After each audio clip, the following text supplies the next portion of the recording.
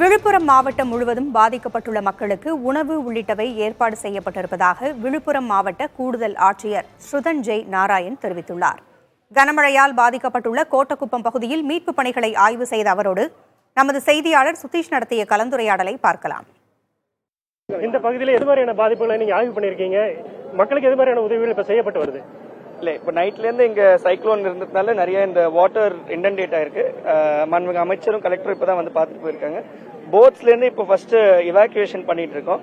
Food arrangement, water கொஞ்சம் interior area இருக்கிறதுல fire service, அதுக்கப்புறம் நம்மளோட ஸ்டேட் டிசாஸ்டர் ரெஸ்பான்ஸ் ஃபோர்ஸ் கால்லேருந்து இருக்காங்க. டிஆர்ஓவும் இங்கே பார்த்துட்டு இருக்காங்க.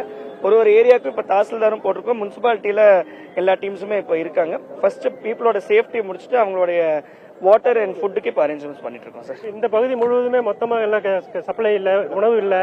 இது மாதிரியான பகுதிகள் எத்தனை பகுதிகள் இருக்கு விழுப்புரம் மாவட்டத்தில்? எத்தனை பேர் இதுல பணிகளில் ஈடுபட்டு வர்றாங்க?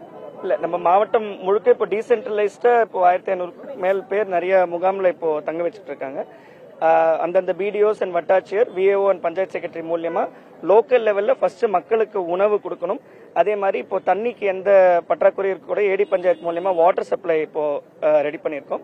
திண்டிவனத்துல ஒரு அதிகாரியும், வானூருக்கு இப்போ கோட்டக்குப்பத்துக்கு ஒரு சீனியர் ஐஏஎஸ் ஆஃபீஸர் வராங்க. அதே மாதிரி மரக்காணத்திலையும் வராங்க.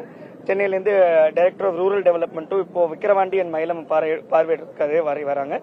3 additional collectors, project directors Ariyalur, Namakkal, Trichy மாவட்டத்திலிருந்து வராங்க. அரியலூர் ப்ராஜெக்ட் டைரக்டர் மரக்காணத்துக்கு ஊரக வளர்ச்சி சைடு கோஆர்டினேட் பண்றதுக்கு அவர் வராங்க.